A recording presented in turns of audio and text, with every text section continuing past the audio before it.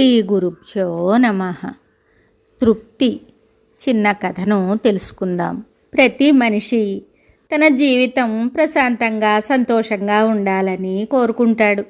కానీ అటువంటి జీవితం సాధ్యమేనా అంటే కొంతవరకు సాధ్యమే. ఎలా అంటే మనకు ఉన్నంతలో తృప్తిగా జీవితం గడిపితే అంతకన్నా హాయి అయిన జీవితం ఉండదు. ప్రతి మనిషికి ప్రధానంగా ఉండవలసింది తృప్తి. తృప్తి లేని జీవితం దుఃఖమయం. తృప్తిగా జీవితం గడిపితే దానంత ఆనందం ఇంకేదీ ఉండదు. ప్రతి మనిషి తనకు ఉన్నదానితో తృప్తి చెందాలి, అంతేకాని లేని దానికోసం ప్రాకులాడకూడదు. మనం చేయగలిగింది శక్తి వంచన లేకుండా చెయ్యాలి. ఫలితం ఎంత వస్తే దాన్నే తృప్తిగా అనుభవించాలి. అంతేకాని అది కావాలి ఇది కావాలి అని ఎండమావుల వెంట పరిగెత్తకూడదు.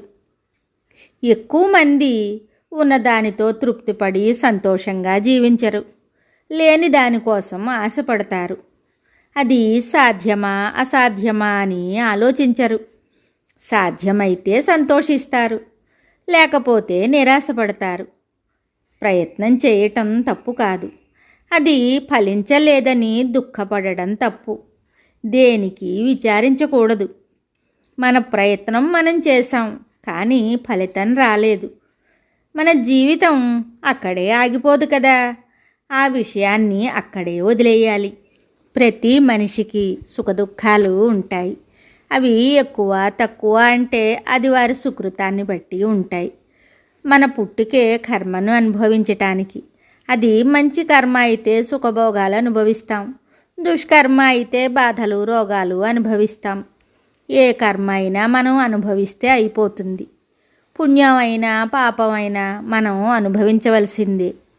అందువల్ల మనం మన జీవితాన్ని మంచివైపు మళ్ళించి సత్యం ధర్మం న్యాయం తప్పకుండా అత్యాశకు పోకుండా మనకు ఉన్నదానితో తృప్తిపడి జీవించాలి. అప్పుడే మనం మనశ్శాంతిగా ఉంటాం. ఎవరి జీవితం వారిది. మనం ఎప్పుడూ ఎవరితోనూ పోల్చుకోకూడదు. రంగు రూపం ఐశ్వర్యం ఏ విషయంలో కూడా ఎవరి పరిస్థితి వారిది. అందువల్ల ప్రతి మనిషి ఇలాంటి విషయాలకు అధిక ప్రాధాన్యత ఇచ్చి వారి జీవితకాలాన్ని వృధా చేసుకుంటున్నారు. అక్కర్లేని సాధ్యం కాని ఆశలకు పోయి జీవితాన్ని దుఃఖమయం చేసుకుంటున్నారు. మనకు భగవంతుడు జ్ఞానం ఇచ్చాడు. ఆ జ్ఞానంతో మనం ఎంతో గౌరవ మర్యాదలతో సంతోషంగా తృప్తిగా జీవించవచ్చు. మన తెలివితేటల్ని 10 మందికి ఉపయోగపడేలా చేయవచ్చు. తెలివితేటలు అనేవి దాచుకునేవి కావు. మన కోసం ఇతరుల కోసం ఉపయోగించాలి, అంతేకాని మన జ్ఞానాన్ని మన దగ్గరే దాచుకుంటే దానివల్ల ఉపయోగం ఉండదు.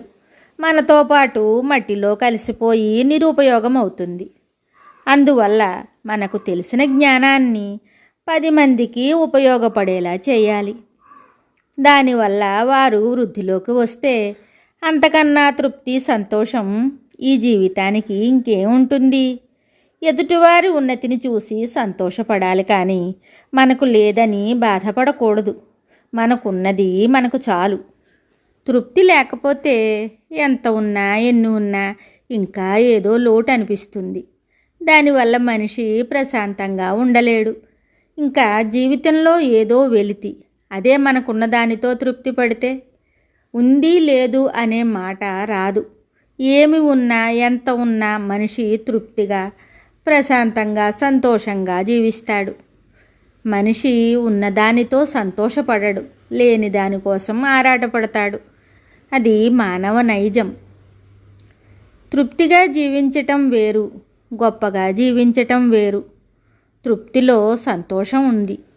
ఉన్నంతలో మనం మనతో ఉన్నవారితో సంతృప్తిగా సంతోషంగా జీవితాన్ని గడిపితే అదే కదా జీవిత పరమార్థం, మన పుట్టుకకు సార్థకత. అందుకని ప్రతి ఒక్కరూ వారి జీవితాన్ని సంతృప్తిగా సంతోషంగా గడపాలని కోరుకుంటూ మీ నేస్తం. శుభం.